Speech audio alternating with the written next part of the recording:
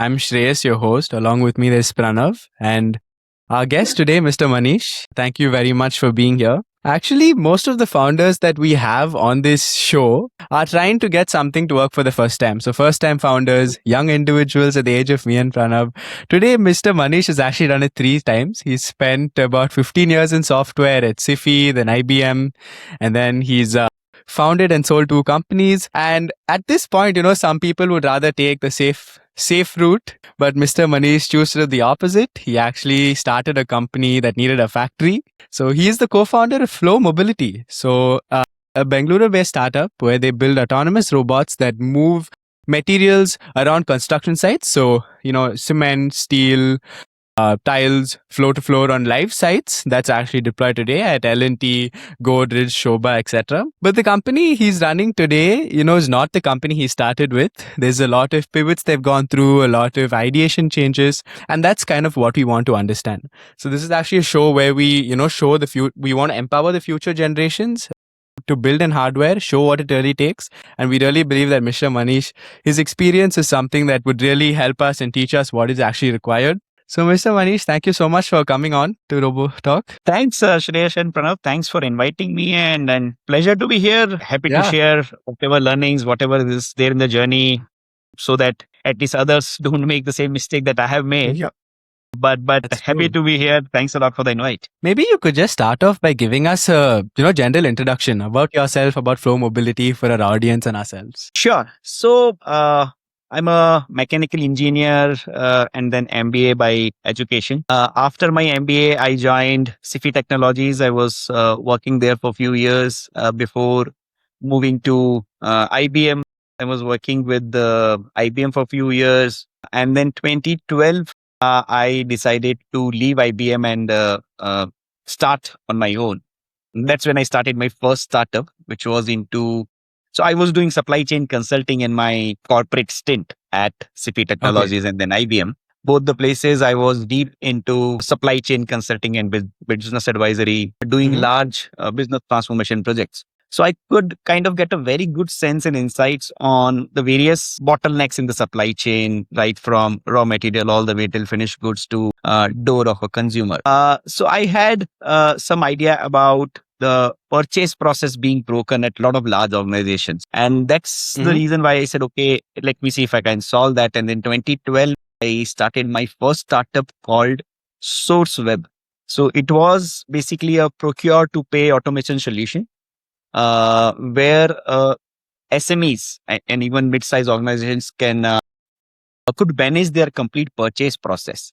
Yeah, right from finding the suppliers, floating out the requirements, getting response to the RFP, evaluate the RFP, even doing reverse auctions. We were one of the very few companies in India, or probably the first company in India to offer a on-demand reverse auction engine, where you just book the slot for a certain duration and you run the reverse auction on a cloud-based self-serve platform. 2012, 2013, self-serve platforms are not very popular. People really wanted services along with the platform, largely using solutions like SAP or Ariba or large supplier management systems. So we wanted to disrupt that, created a solution that for almost 3.5, 4 years, Bootstrap profitable journey, got good customers.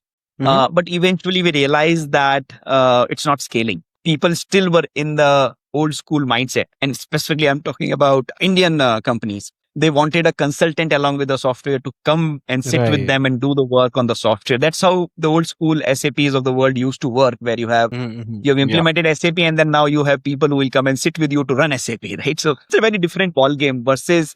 So one of the analogies that I generally give is that we wanted to do what, let's say, a Zoho or a Freshdesk was doing to Salesforce, is what we wanted to do for purchase process management. That was on the customer side. We wanted to do the same thing on a supplier side, supplier relationship management on cloud, on demand, pay as you go model.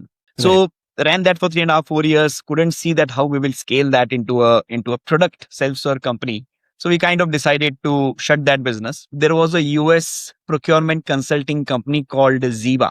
So Ziva acquired the assets along with the business and the IP. And we kind of came out of the business. And then once I came out, I again was looking for opportunities. And I got kind of a sense of online education, right? And I kind of realized that that is something which will take off in a really big fashion in next few years. So I started a online education company. It was basically online coaching for the government job exams, PO, SSC, railways, massive category in India. People aspire for government jobs in India, right? It is one of the most sought after career option in tier 2, tier 3, tier Absolutely. 4 cities. So started that in 2014, some venture money, scaled it really well. And by 2018, we had a very large customer base, almost 5 million MAUs every month. Wow. A lot of people were coming to our portal. We were still struggling with monetization. And that's when we got a acquisition offer from Reliance through their subsidiary called Mbibe. So Geo Mbibe was largely into test prep for JEE and medical segments, and they saw a very good fit. And we also saw an opportunity to leverage the large distribution that a company like Reliance has and see if we can really scale our business. So we took that offer. The company was acquired. We became part of Reliance. I started integrating our solution into Reliance. And then by 2020, I was there for almost 2.5 years. And by Oh, wow. 2020, all my work was done, and I was still, so it was a great stint, but I still had that Fire. so-called fire that okay, something I want to again do something on my own. I really don't want to spend my time on working for Reliance. So that kind of I came out, and when I came out, I was not really sure what I would do. So I spent 4 or 5 months talking to people, figuring out on what is happening. And in that process, I got introduced to electric vehicles, autonomous vehicles, robotics, and kind of in those 6 to 8 months, I got a very clear conviction that this is something that I want to get into. Uh, I I always had this affinity of for physical world, right? Because both my startups were purely digital world. One was in Software. SaaS, second was in edtech. Both were completely digital businesses, no offline presence. And I always had this thing that offline businesses have this kind of a very deep resilience, right? That is where legacy businesses are really built. And I had an affinity towards that for whatever reason, right? So it just really fitted really well into what I wanted to do at that juncture. I wanted to do something which has robotics, deep tech, something which has where the moat is much more deeper. One of the big learnings from my previous two startups was that because of the business was completely digital, we could get Mm-hmm. disrupted by people really fast, right? So somebody who is good at raising capital can just raise capital and replicate what you're doing. And kind of that's what happened when Byju's, an academy, a lot of people raised a lot of money, made everything free. And then we were kind of trying to figure things out there. So all that learning was also kind of part of this decision that I want to do something in physical world, something to do with robots, which is a high touch point solutions with customers, right? Because they are difficult to build. Hardware is not easy. But at the same time, if you're able to build it, your chances of getting a big outcome and your chances of building a deep business are really very high, right? So it's tough, but then with that thought, I started getting deeper into the industry. Studied the electric vehicle business, warehouse automation business, manufacturing, robotic arms. Autonomous vehicles were still not as mainstream as what we talk today. 2021 was when Tesla had kind of made their FSD mainstream. 2018 is when they launched it. 2021 is when it really came into commercial scale. Mm-hmm. Which has been working on autonomous navigation since 2008. After 10 years, they launched their product, right? So I could see that autonomous navigation and robotics is not just something which is there now in the laboratories and R&D. It is actually hitting the businesses and making real tangible impact on the ground. So with that thought and conviction, we started Flo Mobility. And then within Flo Mobility, again, our journey has been, there were ups and downs because while we were convinced on the power of autonomous navigation and robotics, what I also realized is that you need to find the right industry and right use case, right? If you are early, then your adoption will be a problem. If you are late, then you'll have a lot of competition, right? And again, in my experience, and this is something that I would tell every aspiring entrepreneur, timing plays a lot of difference, right? Apart from a lot of other factors, and nobody can time the market, right? That's the truth. But in my journey, and there are so many case studies we have seen where if you are there at the right time with the right solution, that's when kind of startups hit that J curve, which eventually results into exponential outcomes. So all those factors were also there as part of the decision making. And then we spent good 1.5 year to figure out the right use case, right? So 1.5 year is not a small time, but we did a lot of experiments, made a delivery bot, agriculture machine, lawn mower, spraying machine, at least five, I would say 5 iterations we did of 3 months each before we came to making AMRs for construction industry. And that is what now we are doing at Flo Mobility, solving material handling for construction industry. And then the vision is to now go deeper into construction industry and build more robots for this industry. That's great. Well, amazing introduction. Thank you so much. So, I mean, maybe I can catch on to one thing. It's that you have had that fire, that kind of startup bug that has bitten you, when you were building your startups. What difference do you see in building a hardware startup compared to a software startup? So, you were in software, you were building those companies, but switching to now Flow Mobility, which is building hardware products. What is one key difference that you see? Do you think because it's hardware, is it really more difficult, or is that really a myth? Is it, completely different? What is your verdict on that? Is one really more difficult than the other? Okay, sure. So first principles thinking, right? When you design a software, right? Once you decide to build something, then it's purely a function of how fast can you create a logic and then convert that into a syntax in whatever language that you know about, right? Versus in hardware, you design something, for you to fabricate that design, it would take weeks. In software, once the idea comes in, I can actually code it in a matter of days. Versus in hardware, if I have to design and bring something to life, it's at least a 6 to 8 week cycle, at least. Then on top of it, in software, if you have a kind of what we call bugs, right? Something which is not working, you fix that. And then there is a very structured, defined methodical way. You find the bugs, you fix them before shipping, right? So bugs can be shipped again in a matter of hours. Versus in a hardware, if you have a bug, just imagine that you have got one component wrong. There's no way you can patch it. You have to go back, change the design, do the entire fabrication again. So this is one example like this. If you stack up various things, because of the dependency on physical world and because of the process of creating the hardware, your iteration cycles are very long. And that is the reason why it's very difficult, right? Because you make one mistake in a PCB, one mistake in the placement of nut, you have to start the cycle again, right? That's the reason why hardware is hard. Now, on top of it, you put the challenges of supply chain. In software, I don't have a raw material problem, right? We don't need to source anything. Correct. Everything is in libraries. Versus in hardware, you have to figure out the components, source them. Some of the components are not available. You have to bring them from China. You need to have import-export license, so on and so forth, right? So there is a supply chain angle, right? So the design itself is difficult. On top of design, now we are talking about iteration cycle, which is very difficult. On top of that, we are talking about, supply chains also need to be timed because none of that is in your control. And after that, when you hit the market, you cannot just share your screen and show the software and show the machine and ask someone to buy it, right? You have to go and show it to customer. So again, physical touch point. In a SaaS software, I can just show the demo, maybe give it to customer for a week, ask him to play around on the sandbox. If it works, please go ahead and take the subscription. That also, you don't need to call me, just swipe the card or put in the recurring billing details and you are done. Versus here, you have to take the product to the customer, show it to him, convince him that this would really make change on the ground, which means the current process has to change, their people have to use it, then only they would realize, right? So you can imagine the type of thinking, advisory, implementation which has to go into letting someone buy the hardware product, right? So now if you stack up all these things, difficulty to build, difficulty to design, difficulty to build, difficulty to integrate, difficulty to sell, that's what makes the hardware business really, really hard, right? It's not hard just because it's complex. It's hard because there are so many variables which are outside your control, which is what makes it really hard. And that's where kind of people talk about the experience and learning from the previous. And then day by day, I think it is becoming easier day by day. What it was probably 15 years ago, what difficulty the hardware business would face, today you will have a very different type of challenges.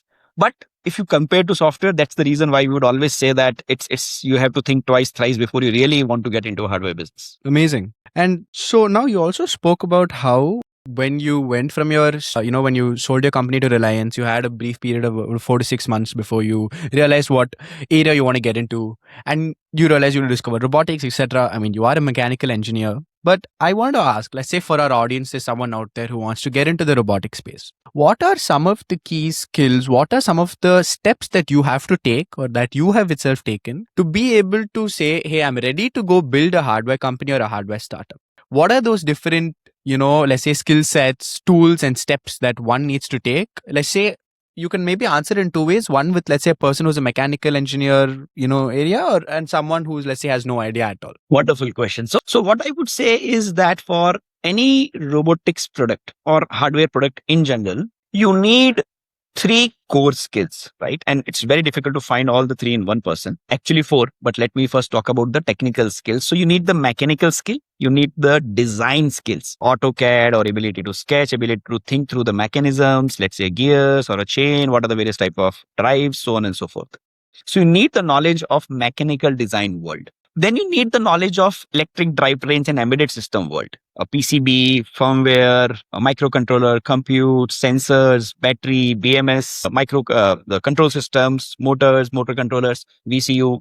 You need a knowledge of how a drivetrain works. What will move this hardware that I've designed, right? And on top of it, you also need the understanding of the AI models, which will eventually power these robots to actually sense the world, perceive it, take decisions, act on those decisions, execute the actions, take the feedback, right? So actually really doing the action, right? So you need a AI models, and there also it's not just one model. You have to have different models for each type of stage of the action, right? And on top of it, which is something which I strongly recommend, which a lot of people generally miss, is that apart from these three skills of ability to design mechanically, design the drivetrain and embedded systems, and put AI models on top of it, one very key skill which I would recommend to every aspiring robotics founder is understanding of the industry and customer use cases. A lot of people make this mistake that they just make a product without really figuring out on what is that specific pain point for which my customer would use this product. And I was actually quite of very, very heavy on this fourth skill, where we said that if we can figure out what to build, then things are scoped out well, and then you can always attack the problem from a very again a structured fashion, where you can define, okay, should we buy MVP? What is it that my customer would say okay to, rather than building the entire product out? Can I take it at a certain stage? What is that stage? What are the factors that I can compromise upon? What are the factors that I cannot compromise upon? For example, let's say safety and security. Even if you're building a MVP, you cannot compromise on that.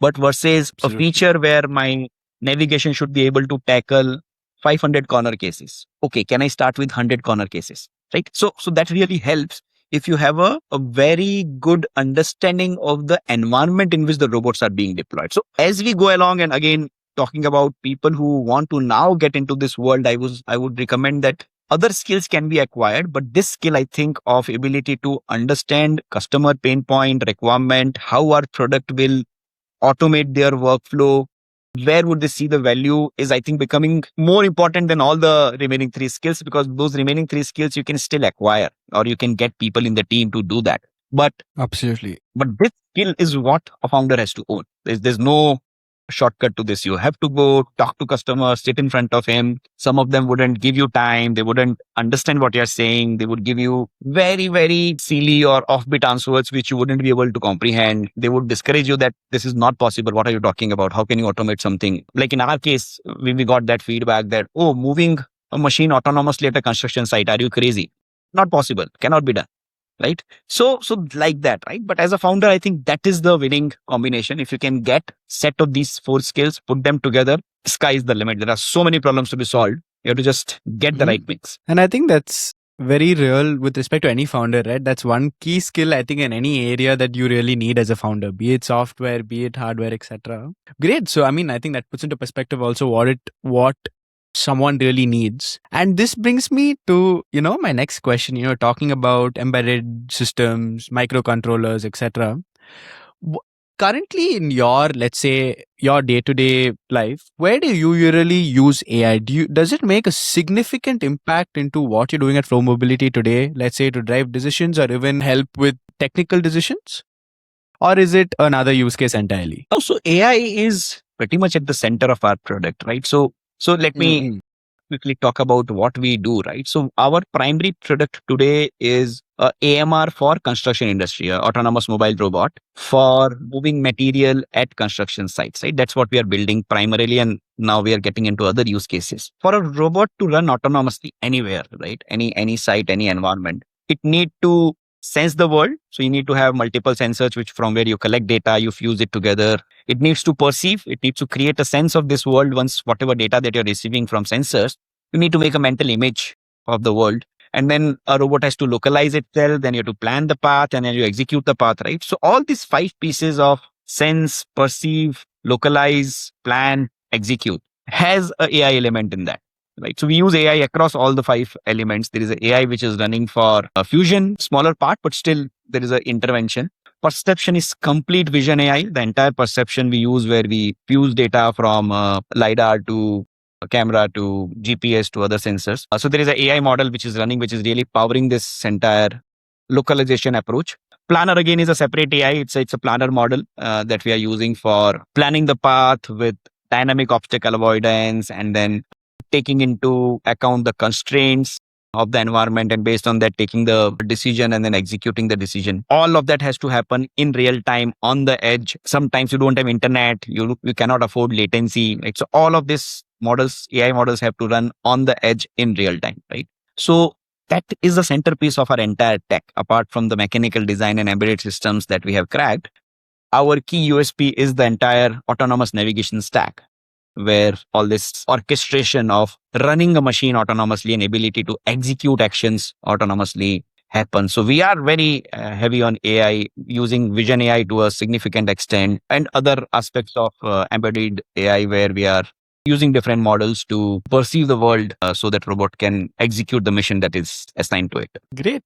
And today, for Flo Mobility, how many machines are deployed currently across how many sites? So we recently crossed around 100 deployments. Out of that, around three or four in Middle East. Rest all are in India, and these are Okay. spread across 23 cities in India, where we have major cities like, let's say, Mumbai, Bangalore, Hyderabad, Delhi, as well as tier 2, tier 3 cities like Calicut, Warangal, Guntur, Trivandrum. So there are a lot of places where these projects are happening, and also kind of the variety of projects that we have been able to cover. So we have deployed our machines on data centers, hospitals, high-rise residential wow. construction, commercial malls, government buildings, a variety of projects, airports.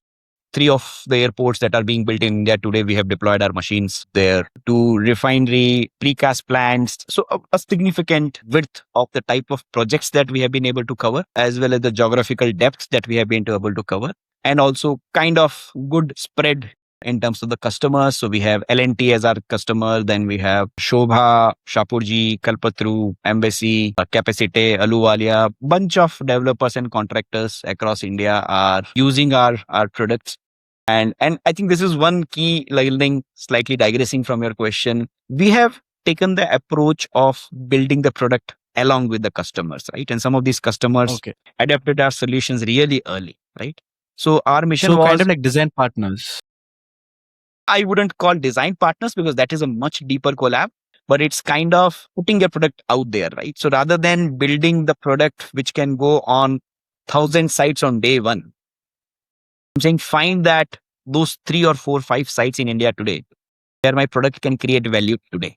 With just basic minimum features, there should be at least 4 or 5 sites where I can show and demonstrate the value, where I can get the real world taste, where I can really figure out what happens on the ground before building it for 1,000 sites and doing that one small mistake which I have to rectify again. And as I told you, right, hardware cannot iterate the product just Yep. like. So in that kind of sequence, we started working with some of these customers really early, and that really helped us. I think I would say that was one of the decisions which have really given us a lot of leverage in long run, because from day one we were talking to customer and we were building based on the feedback which you are receiving from customers. That also not from somebody who is sitting at a HO with the innovation team. This is a feedback coming from the site team who is working on the ground day in and day out using the machine. So that one decision really helped us, where we said find those 5 sites in India where I can go today, rather than waiting for the entire product to be built out before we even hit the market. So our first product was actually not a autonomous machine, a remote control machine. Then we made it semi-autonomous. Then we made it teleoperated, and eventually made it fully autonomous. So wait, is your product on demand order, or like you just make one product and sell it to everyone? So I think from a business model perspective, we have a rental model where we rent out the machines. Okay. And we have a one-time sell model where we sell the machines. For first 15, 20 machines, we kind of used to make it on order. So we'll build something, take it to customer, then customer will place the order and they'll build the machine for them. Now we generally have inventory. A customer places order. Most of the times we would have inventory where we would supply the machine within a week, 10 days. So now we kind of stock, and we have regional centers. We have a center in Delhi, in Mumbai, in Bangalore, in Hyderabad, where we have a team of technicians who are there on the ground to deploy the machines. And once we get the order, in a week, 10 days, we calibrate the machine, send it to the site. First 1 or 2 days, it will take on the site to understand the environment, create the map of the site, define the stations, define the path, define the go, no-go zones, so on and so forth. All that setup happens. And then we train the customer team to run the robot on the ground. So this robot is for like taking objects from one place to another, right? Helping Construction material, basically. Yeah, cement, construction.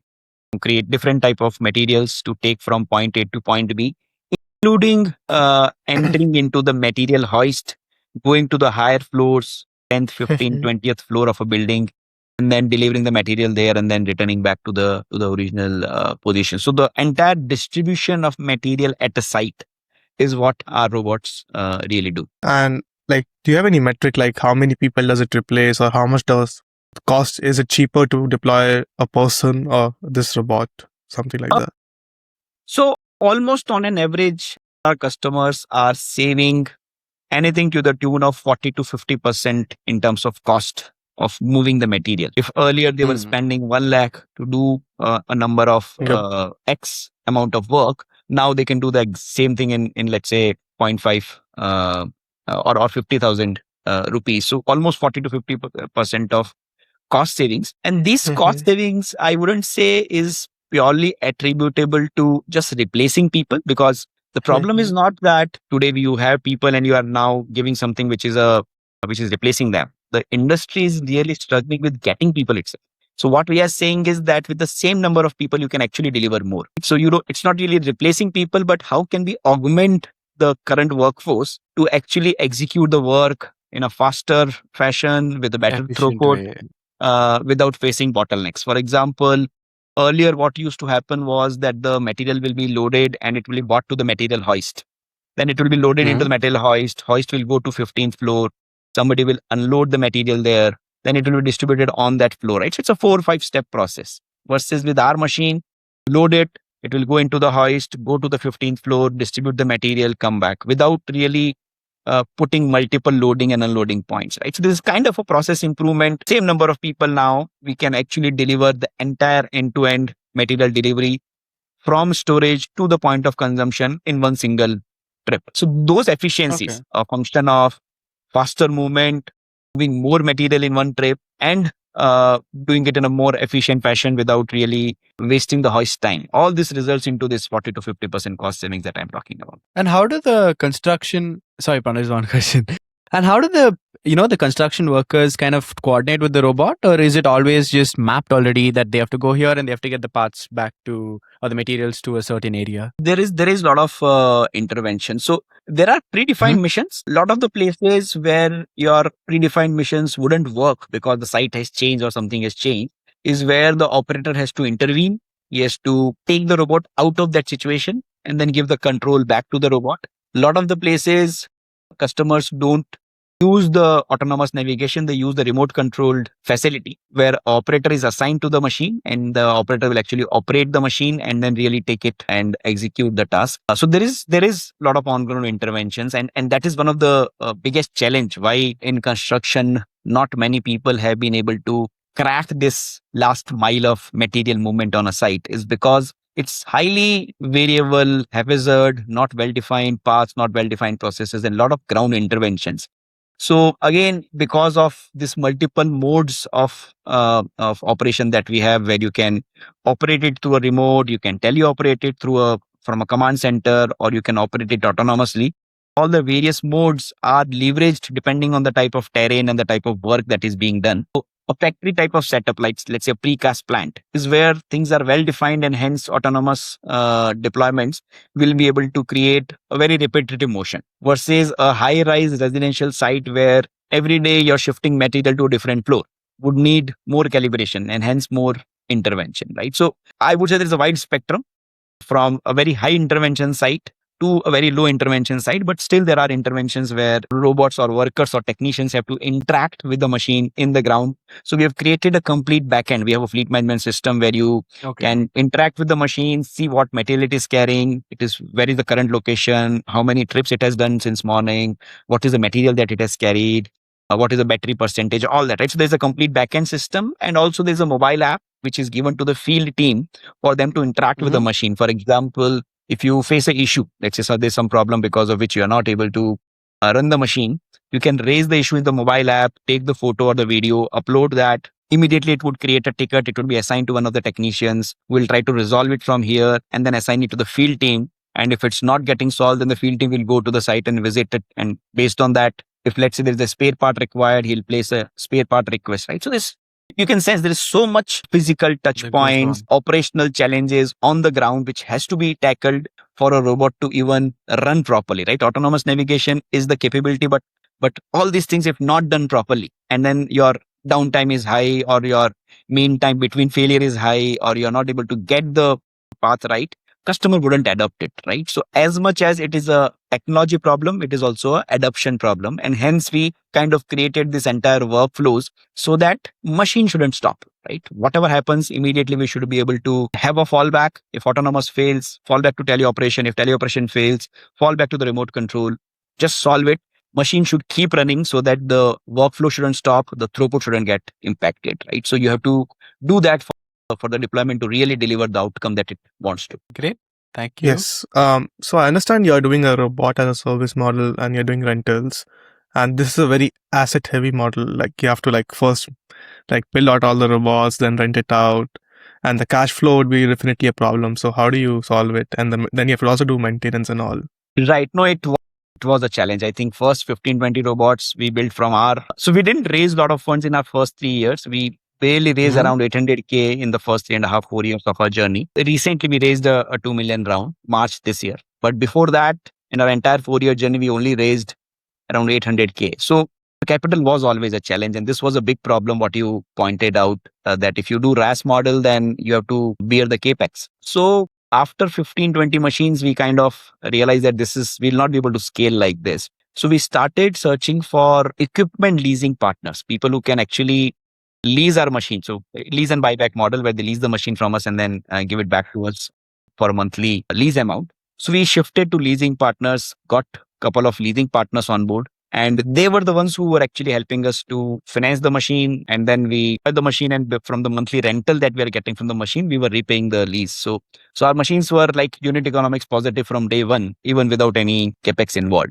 So leasing partners was our way to solve this problem. Because this is very interesting, because me and Shreyas, when we were in China, we had because when RoboCrowd started out, we started out with a very similar idea. So we make a platform where we can actually connect these robotic companies with the leasing partners. Because to run RaaS, you want to have a platform, because currently, I assume you have to go out of your way to actually connect with these people. There's no specific way to actually go to these leasing partners. So you're trying to create a RaaS platform where any robotic company can come and any leasing partner can come and they can connect. So because this is really hard, but we didn't validate this idea because we couldn't get validation. But from hearing from you, I think it was a good idea. What is your view on that? Yeah. Today, all robotics companies are looking for leasing partners so that they can deliver it, because customer really wants to try things out, and RaaS is a very good way to get the adoption started. But then capex always comes as a roadblock, right? So fantastic idea. Yes.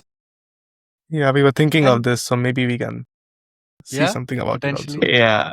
And what was the reason you guys picked this? Sorry, you finish please first. No, nothing. I was just saying that as a technology company, sometimes as a founder, while you are focused on technology, these are the nuances which if you miss, no matter how good a product you build, if you're not able to crack the business model and then the working capital really finance that business model, that is where things break, right? So as a technology founder, you're always thinking about, okay, what is the latest sensor? What is the latest planning module? What are the latest AI which is coming in? Sometimes what makes the difference in the field is some of these aspects which are kind of completely alien to the tech mindset or a tech founder mindset which deep tech founders carry. And I think this is something that they miss, Interesting. right? Like this completely changes the way that you potentially could make money, etc. With respect if you just sold the robot compared to having like a RaaS model. My thing then was, why did you go with a RaaS model compared to just selling a robot? Was it that people were not willing to get the robot? Was it a huge risk to them to just buy the robot and then see what it fit in their environment, etc.? So see, as a customer, right? And this happens with every new technology. There is apprehension, right? Whether this will actually create value or not, right? Somebody has to put that faith into the product and then say, okay, let me try it out, right? Somebody has to cross the trust barrier and the value barrier and say, okay, let me try it out. Industry to industry, this thing varies. Construction industry historically has been very, I would say, conservative in adopting new technologies, right? So kind of that is one big barrier, which I think is there in minds of a customer. Because see, he has to also invest time and energy to change few things on the ground. And it needs a certain amount of intent, right? If the outcome is not very clear, people don't put in that type of effort, right? So the best way to help them cross the trust barrier and also help them take the decision to try it out is by telling them that, okay, we are giving it to you on a rental model. We don't really need to invest in the capex. We will also work with you on the ground to change your process so that you can leverage our solution and really benefit from it, because there is a reluctance from the ground. And sometimes the buyer versus the user are two different people, right? The person in the operator who is there in the field doesn't give a lot about what automation can bring, what efficiency it can bring. He is only worried about his day-to-day stuff, right? So the vision at a central level takes time to percolate down to the site, and for the last person who is really the operator to understand this, right? So there are enough and more barriers to be crossed for that adoption. Rental is a good way to do that, where we demonstrate it, say, okay, use it for 3 months.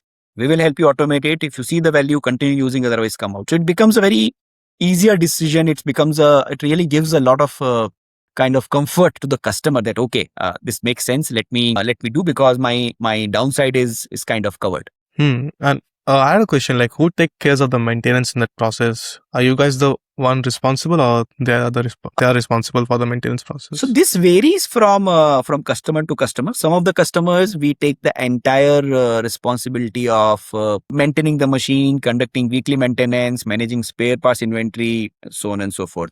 Responsibility to the customer ground team. So the customer team would take KT from us, and then they will manage. So all the L1 issues are taken care of by them. L2, L3 issues only will come to us. I would say it's a mix of all.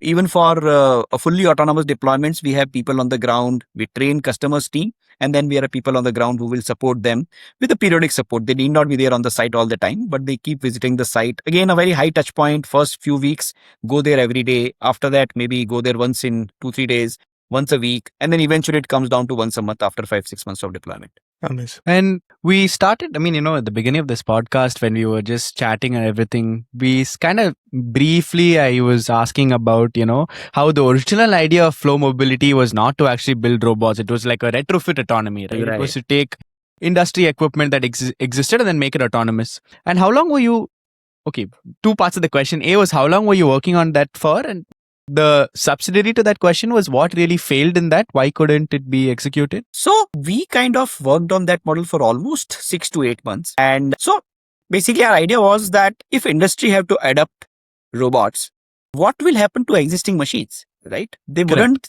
overnight just let those machines go so that they can take new machines, right? And the sense we were getting from talking to customers was that, okay, can you do something about my current fleet, right? I already have so many machines lying around in agriculture, landscaping, and all that. So we thought, okay, that makes sense. A customer, if we can develop the autonomous navigation stack as a retrofit kit, which can go into any existing machine and make it intelligent, and then eventually also make it execute actions by itself. If we can do that, that is a good way, and industry would really adapt that really well, because they have already invested so much capex into the existing machines. So with that thought process, we started the retrofit journey. created the kit, put it on different devices, made them run driverlessly. So the POC worked out really well. But then we realized that these machines which are out there are not really designed for autonomous or for the task to be completed without human intervention. For example, all the levers that you see on construction equipments are manual hydraulic levers, right? Somebody has to pull those levers by putting a muscular force, right?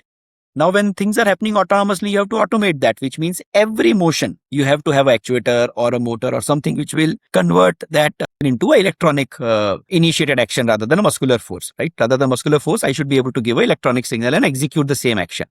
Now, that becomes very challenging, right? Because some of these actions are quite complex. You think of a JCB, it has at least 9 to 10 levers, and each lever has 3 to 4 positions, right? Using which you can do at least 40 different types of movements. Yeah. So now to automate all that, right, it needs a fundamental change in the design of the machine. As simple as a lawnmower, right? When we created an autonomous lawnmower, it was a existing lawnmower. We took it and we converted that into autonomous machine. Even that, there's just one action there, which is your blade on and off and your height adjustment. Just 2 actions. But even those 2 actions, we have to create the complete drivetrain, actuators to adjust the height, switch on the blade, automate it, battery connection. So it had a lot of complexity for us to, the retrofit stack was working, but ability to integrate the stack with the underlying vehicle capabilities or make the vehicle ready for autonomous navigation was the big challenge, right? So we realized that that's not going to work, right? Unless you work with the OEMs and build with them, and they build the machines, in technical terms, we call it drive-by-wire, right? So unless the machine is built drive-by-wire, the autonomous kit cannot be fitted on top of it, right? It has to be drive-by-wire first, where each and every action can be controlled through electronic signal. And that's when we realized this is not going to scale, because as a small company, OEMs wouldn't change their design for us unless we prove the use case. And unless we get a machine which is compatible for autonomous navigation, we cannot prove the use case, right? So it became kind of a difficult situation, and we realized, no, that's not going to work. And by that time, globally also, we could see that there are vertically integrated robotics companies which are emerging, right? Where the entire robot hardware, embedded systems and AI was completely owned by one single robot, right? And so by the time, this was only 2023, and we heard about Boston Dynamics, there are a number of robotics companies which are coming, agility, humanoids have started making their mark. Yeah. OpenAI GPT was launched, right? So you can imagine, now it feels like that all of this is too much mainstream. But just 3 years ago, talking about LLMs or humanoids was not as common as what it is today in just a span of Absolutely 3 years. So, but that time is we realized that a retrofit stack wouldn't really be able to scale, or we will be always constrained or depending on the OEM, right? Which is not, as a startup, we cannot afford that, right? We need to have our because speed is our biggest weapon, right? We have to execute things fast. We have to be agile. And if you are dependent on OEM, which by design are very sluggish because they have their own processes, right? They have their own vantage point, their own legacy systems. They cannot just like that change things overnight just because a startup comes with a proposition that I'll make your machine autonomous. That things don't work like that in that world. So that's when we decided that, okay, we will not continue with the retrofit stack. We will switch to a fully vertically integrated solution where we own the entire piece end to end, including the hardware, AI, and electronics. And then also was a quest to find the use case, because when you are vertically integrated, you cannot do the same thing for 5 machines. When you are retrofit kit, you can do the same thing for 5 different machines. It is just a matter of integration. But when you're vertically integrated, you have to design the hardware every time. So you cannot do 5 use cases. You have to narrow down the use case. That's when we narrowed down our focus on material movement in construction and then started building for that. And what was this decision that, to move from retrofitting to a vertical integration really cost you, let's say in terms of time, effort and money itself? So as I said, for first year or so, we were kind of doing 2 things. One is figuring the tech and second is figuring the use case, right? So in figuring the tech part, the retrofit versus full autonomy was important. In parallel, when we're talking about use case discovery part, we were anyways talking about different use cases that we can cater to, right? Both tracks together were happening in parallel. It took almost 1.5 years for us to figure out. But so I wouldn't say that it costed us. I think it's all the learnings. Yeah, but 1.5 years and probably, I think, $500,000 of capital is what it took for us to start a journey and then come to a point where we said we will be a vertically integrated, fully end-to-end designed robot for material movement in construction industry. It's a 1.5 to 2 year journey is what I would say. Awesome. Yeah, actually, I wanted to ask, like, what is the vision of Flow Mobility? Where do you see Flow Mobility in next 5-10 years? Sure. I think now that we are into an industry domain, we have got good customers as our clients. We want to go deeper into construction robotics rather than restricting ourselves only to moving material at a construction site. We want to go into other tasks which happen at a construction site, right? Like wall finishing or painting or rebar tying. There are so many other tasks which are a kind of a part of the overall workflow at a construction site. We intend to automate some of those, but again, we cannot do 5 things at a time. So we have to choose which one, which is ready for adoption, where customer is really facing the pain point very, very acutely, where he'll be willing to experiment, right? So all that is going on right now, and very soon we would narrow down on our second use case, where apart from material movement, we'll be building more robots to automate those actions. If I take a slightly longer term view, the vision of Flow Mobility is to have or to build a multi-robot automation platform, where our platform should be able to uh, orchestrate the automation operations across a construction site. So let's say a construction site has 5 different robots. Our customer should be able to manage all the 5 robots, let them interact with each other, and they need not necessarily be all our robots. It could be third-party robots also. So mix of our robots plus third-party robots should be able to deliver a synchronous outcome at a construction site using our backend platform, where we plan the missions, we execute the missions, let the robots talk to each other, integrate that with the BIM model, with the Revit or a Primavera or other backend systems where the planning happens. So integrate with them, get the schedule onto our platform. From there, assign the task to different robots and then monitor them and track them, right? So that's our end vision, where we will have a fully integrated multi-robot operations platform where automated operations at a construction site would be planned and executed and monitored. Great. Okay, Yeah. so actually, I wanted to ask, like, you deployed your things in the Gulf, in the Middle East. Why do you want to go outside India first, or you want to like master India's Interesting geographical point. construction Yes. site? So see, automation by design has uh, uh, places where you have better defined workflows, places where you have more capital, places where the processes are more evolved, is where automation or automated solutions can create better impact. So the moment you go to geographies like Middle East, the sites are much more well defined. Your overall margins are also much better, right? The same amount of work that you're doing here, right? The minimum wages also play a role, right? In India, you can get someone for, let's say, 25,000-30,000 Indian rupees, versus the same corresponding cost in US, for example, would be what, $3,000. In Middle East, it would be around 4,000 AEDs, right? So that also makes a lot of difference, right? So as an automation company, we know that India is a fantastic place to build it out.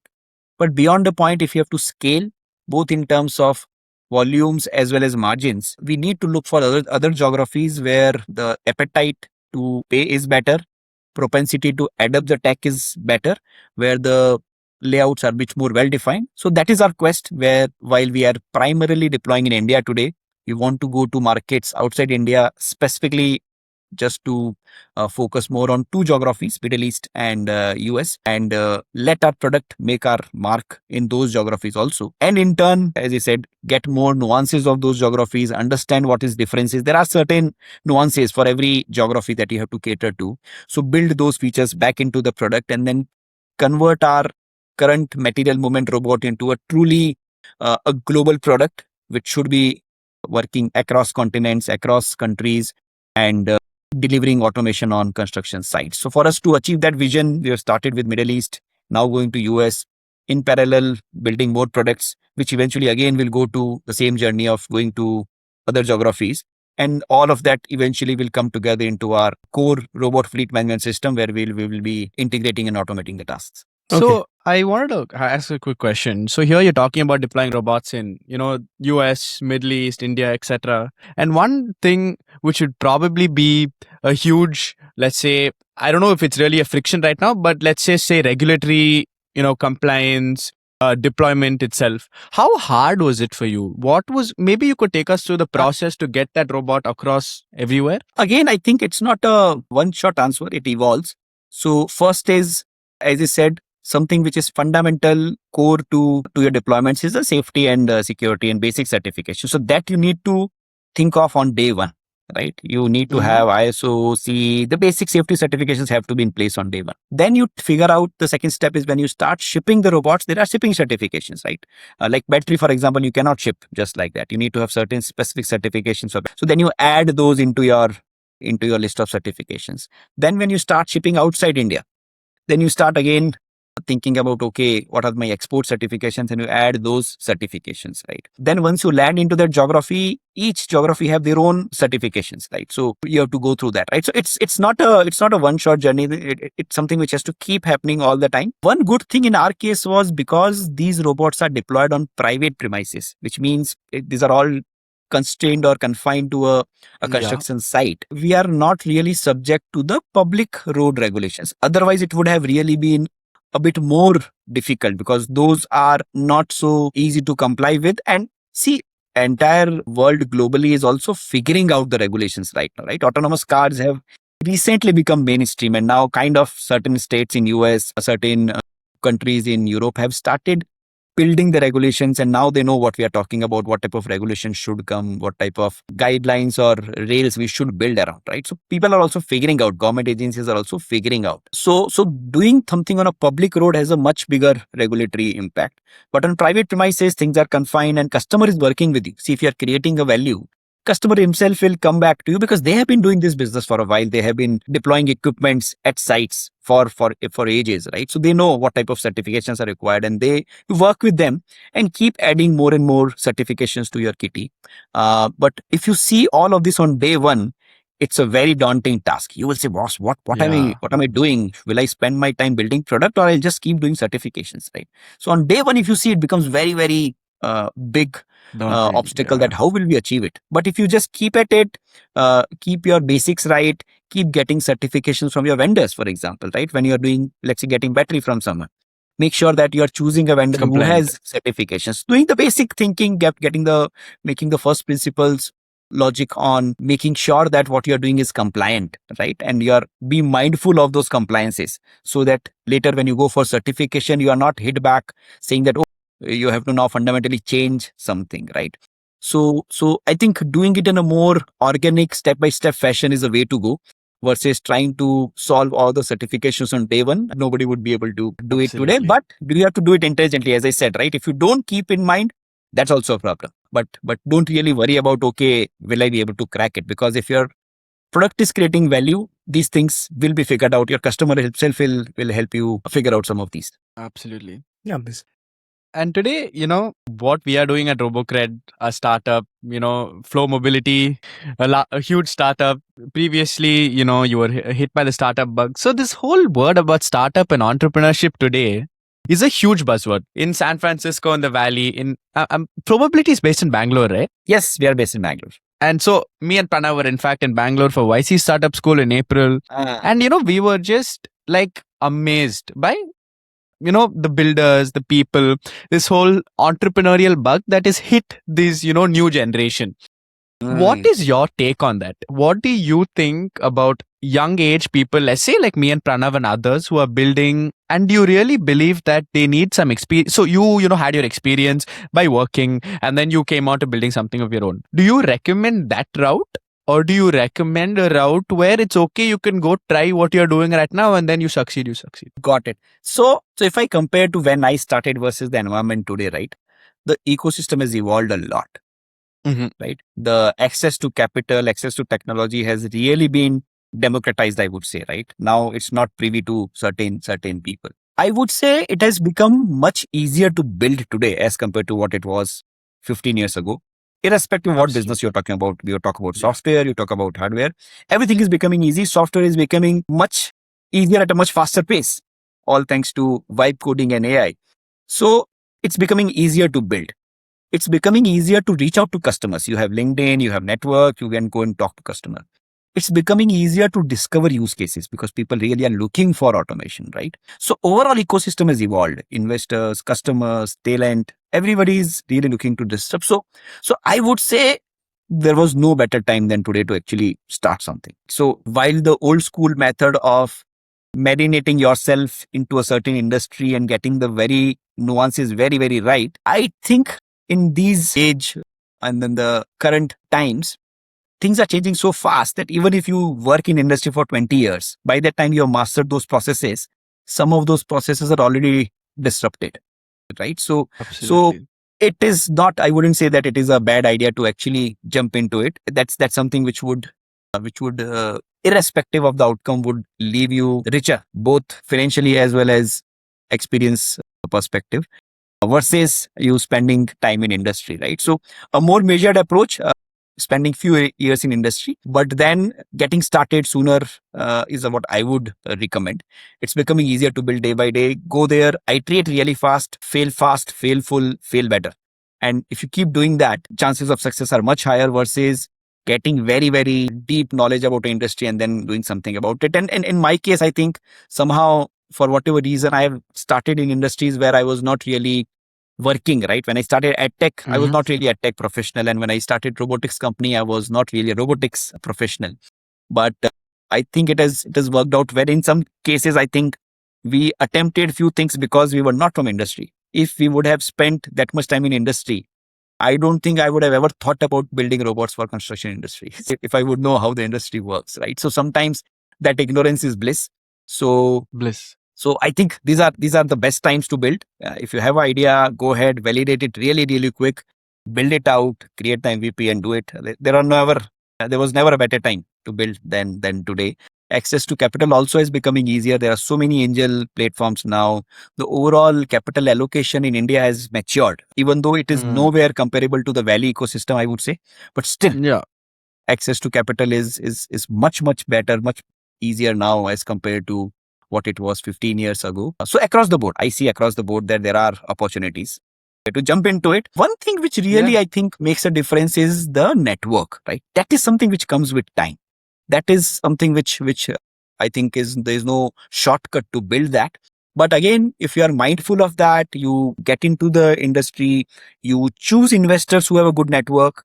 Those are some ways to overcome this shortcoming where, because you've not spent 10 years in the industry, you don't have the network. But if you can get few people either hire or get as investors from that industry, you might be able to bridge the knowledge and network gap of that industry. So that's a smart way to build, right? So without really waiting for 5-10 years of experience. So that's what I would say. And in terms of, you touched a bit upon raising capital, how there's a lot more angel investors, etc. Easier, for a new and up and coming startup to raise money. Do you recommend raising money? Do you think that, or is it best for a startup to try being bootstrapped as long as possible? Or do you recommend that additional help? Okay, so bootstrap as long as possible, but not at the cost of the time, because one of the biggest asset Mm. for a founder is the time. If you take 2 years to build something, the world is moving so fast, somebody will come and disrupt you. You don't have that much time, right? So capital should be a way for you to accelerate your journey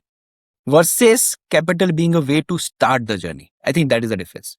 Don't make capital as a way to start my journey that I'll only start once I get the capital. Doesn't work. Capital, once you start, bootstrap till the time you got some hang of the use case, some hang of the MVP. Then raise capital if you want to really build it fast. If you can build it fast without raising capital, so be it. Get co-founders on board, give equity, get early adopters on board, figure that out, and then raise capital. That's much more better way to do it. It also keeps you grounded. It also keeps you frugal, which really helps when the times are tough. So that is what I would say. Don't just do bootstrapping for the sake of it. If you need capital to do it faster, please do it. Accelerate your journey using capital, but don't make capital a block, right? That, okay, only if I have capital, I'll Yeah. be able to survive. Then what you will do is you will start indexing for wrong parameters, right? Sometimes it works, right? Because there are case studies which say that people who have been good at raising capital have been able to win the battle in some cases, right? But again, first principle thinking, it might happen. You might got lucky, the timing was right, and you raise capital and build it out. But step by step, foundation principle thinking if you go about. Bootstrap till the time you find something fitting, Actually raise need. capital to Yeah. really build it fast, and then raise capital to really accelerate the journey rather than just keeping it as a way to survive and keep figuring out. That doesn't end well. And what is your experience with raising capital till now? Was it a very difficult process being in India rather than, let's say, the Valley, or not really? No, so see, these are two different mindsets altogether, right? Value investors have a very different type of mindset versus what you see in Indian investors, right? So Indian investors generally would again kind of look for more validation on business before they really Mm-hmm. come in, right? In terms of can this business really make money, right? Except few investors who are really into deep tech where they don't really care about the business but more about the IP. A general, again, we cannot paint everybody with the same brush, but the general perception is that you need to have a good business case rather than a good IP case, right? For you to raise money in India versus in Valley, a lot of times you would see that purely based on IP and the potential disruption that IP can bring, you might still be able to raise money. Difficult to do that in India, right? That's just the nature of the capital, right? It's not that it is by design or choice. It's the nature of the capital, right? It's a bit more conservative capital in India. It's improving day by day, but still it is a bit more conservative capital. And hence it becomes difficult, specifically for a deep tech company where you are not really sure of how my technology or how my disruption would really create a massive business outcome. Because at the end of it, investors need that, right? Or somebody who's investing in a startup is not really looking for a 5, 6, 10% return, which you get in a FD or in a stock market or so on and so forth. He is looking for exponential returns. That's the nature of Absolutely. it's a risk Investors. capital, right? And the risk capital means it's a high risk, high reward ratio. That's how VC or the startup investing works, right? And with that lens, if you see, then they're not wrong. They have to look for fundamental business principles because they won't like to have that type of outcome. So it's difficult. It's difficult overall to raise money purely on idea in India. You have to show execution. You have to show things running on ground. And but again, as I said, it's becoming easier day by day.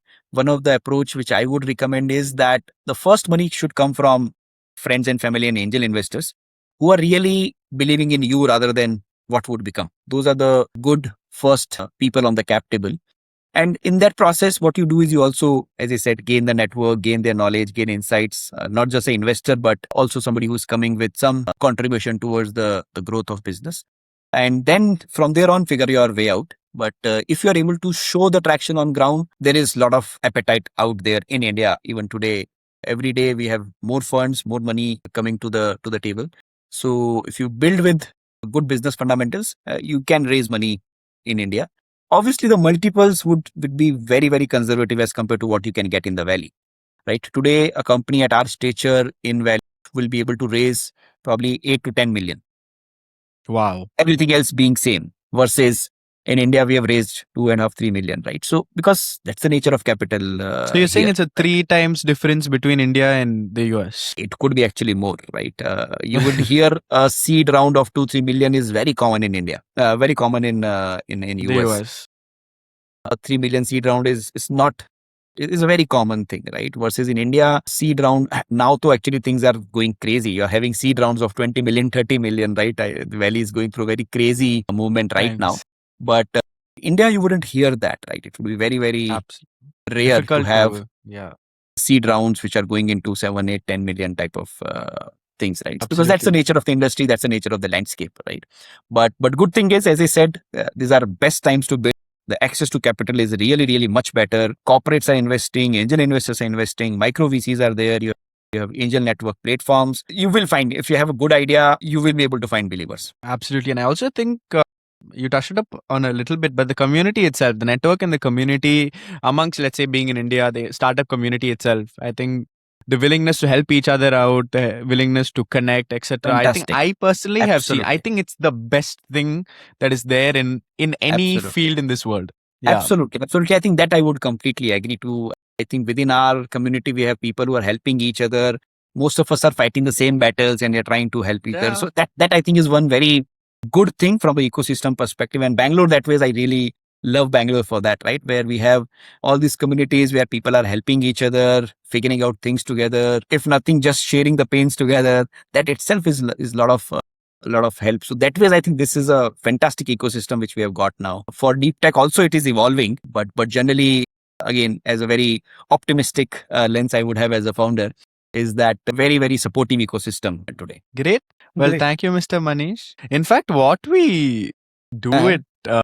to end towards RoboTalk, which is a quite fun thing, is, once we finish the main conversation, we do a rapid fire round where me and Pranav Okay. throw about, 5 questions, 7 questions in total, but very fast. And you just have to answer very quickly. Okay. So before Okay. we end, maybe first thing in your head, by the way, just to make it a bit fun. Maybe Yeah. Pranav, you could start. Sure. Okay, So you're first putting thing. me on the spot, but yeah, let me play On the along. spot. Okay. First thing. Hardware or software? Which one humbled you more? Hardware, absolutely. What is the most useless piece of startup advice that has been given to you many, many times? Yeah, a bunch of them, but the biggest one would be that build and they will come, right? So build a product, people would come if your product is good. It works in certain fashion, but I don't think that any founder, deep tech founder, should work like this. That you build what you're building and market would come. Doesn't happen. One tool or your team could not work without.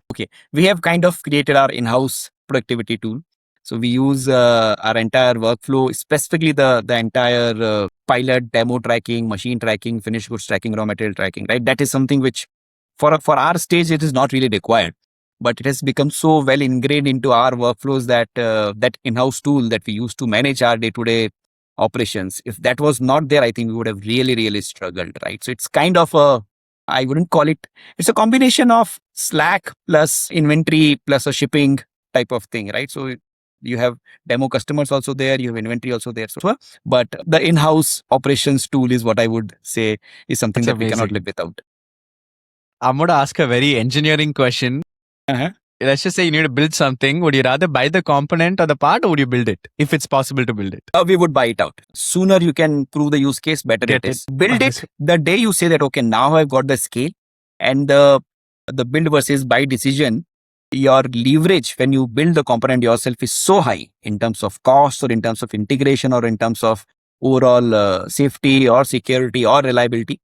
That's when you should go for it. Till that time, just buy it out if it's available there. Just take it. Even if for that you have to tweak your design, tweak it, use that component, prove the use case, then come back to the drawing board and then design the component. Okay. A different question. The construction site smell you will never get out of your head. Construction site which will never get out of my head. Smell. Okay. The smell. Smell. Oh, okay. So I think that is something which anybody who has been to construction site can talk about, right? So when you reach the site, you have this concrete smell, right? So generally these days, all the Yeah. sites are, you pour the concrete, you don't build them brick by brick. Yeah. Most of the large sites now, you put the formwork and you pour the concrete, right? And that has a certain amount of smell, right? And generally, if you've ever seen, right, there's a wet wall, you get that type of smell. Yeah. That is something which is crazy actually, right? So Yeah. it really feels you that, okay, something is getting built, right? Humanity is moving forward. A structure is being built. This structure will remain standing years after probably all the people at this site are gone, but this structure would remain. That's something which is you're building something truly which will outlast you, right? And that smell really elevates that feeling that something is being constructed, something is being built from scratch. Who's a founder or an entrepreneur that you look up to? Quite a few, but Elon Musk, for example, I think really crazy. I think over and Craziest over guy. what he has done, right? Steve Jobs, I come from the era when Steve Jobs was the startup icon, right? And a lot of inspiration I've got from him in terms of how do we think about the product and how do we think about the business. And in current age and times, I think Elon Musk, right? It's really crazy the type of ideas that he's thinking about, and not just thinking about the type of ideas that he has been able to execute, right? I still remember that clip when the reusable rocket was coming back to Earth and the chopsticks really hold that rocket, right? It is a moment, right? We saw something happening for the first time in our lifetime where a rocket is coming back and it is being held back by the launch station, right? It's a crazy sight. And I remember I heard Elon making that statement almost 5 years ago or 4 years ago from that moment when he said that when somebody was asking him, and he was there at the same launch site, that launch pad you can see in the background. And he said that one day you will see that this launch pad is where the robot would come back and it will hold itself. And the journalist was asking that this is defying the fundamental principles of physics. How do you think this is possible? And then he explained that this is actually completely fine as per physics. This is what we will do. We will be actually using physics to do this. And 5 years later, when I saw that, 4.5 years later, when I saw that, I said, wow, like he could see that 4 years ago, right? And he could actually do it, put his mind behind it and then do it, even though it looked very, very difficult, right? And he has done it over and over again. So I think that spirit and that ability to really see the future is what I really admire, right? Now, obviously, last couple of years, he has kind of become a different persona, but his technology persona and his founder persona is something that I really love. Okay, That's amazing. The metric you actually check on Sunday, like what do you do on Sunday for Flo? Downtime is machines down. So a lot of our machines run on Sunday. So downtime is something that I keep tracking. I'm now forcing myself not to do it on Sunday, but but yeah, I do. What is the best money that you've ever spent on Flow Mobility that you think is the absolute best that you love, be it a part or a software, whatever? No, I think getting the 3D printer and the welding and cutting machines in-house. People told us you don't need this at this stage, design it and outsource it. We said, okay, for us to do small experiments, can I get a small welding machine, cutting machine, the 3D printing machines, and make a small prototype ourselves before we do? Now, in hindsight, we see that we have really used those machines to the core, right? Where, significant, right? Because suddenly when you are doing something, your idea is coming and then you are on the fly changing it rather than going through the entire design workflow, change it and see the impact. That too in a hardware, right? I think that probably I wouldn't say it was a big investment. These are not very expensive machines at all. But having the welding, cutting, drilling machines and 3D printers and getting into that frame of mind to iterate really fast, build it in front of you, weld those joints, doesn't work, cut them, weld it again, cut them, weld it again. I think it really, really helped us. It got us into that zone where we have now started thinking about iterations in our mind and we can visualize much better as compared to when you do it on a pure design or simulation software. So I think that is one investment in our workshop. When we got those machines are still there. We still use them. That's great. But that I think was the best investment, a welding machine on day one on the workshop floor. Okay. Amazing. So the last question, where people can find Flo and what roles are you actually hiring for? We are actually doing a lot of hiring right now. We are looking for people to join us in our product journey. We have quite a lot of work to be done on product as we hit global markets, as well as new use cases. So we are looking for people in the product space. We're also looking for deep engineering folks, people who have expertise on vision AI, on robotics, RaaS, on perception, so robotic arms manipulation. So we are looking for engineering folks. And then on the business front, we are looking for people in the sales team, business development, as well as in the operations team, right? So we have a large fleet now, though we have automated a lot of operations, but we still need a lot of intervention. So we are also looking for people in the operations team. We're looking for designers. So again, subset of product, but hardware designers. So we are actually kind of looking for quite a lot of profiles because suddenly the world has opened up, a lot of use cases have opened up, and we really want to onboard people who can start our journey at this stage and then grow with us as we conquer the market. And you're open for interns also? Yeah. At any point in time, we'll have at least 8 to 10 interns running, working in Flo Mobility. I think, and it has been there since beginning. We always had a lot of interns. That's awesome. Amazing. Well, thank you so much, Mr. Manish. Really appreciate you coming on. I think we gave the audience a sneak peek into what you do.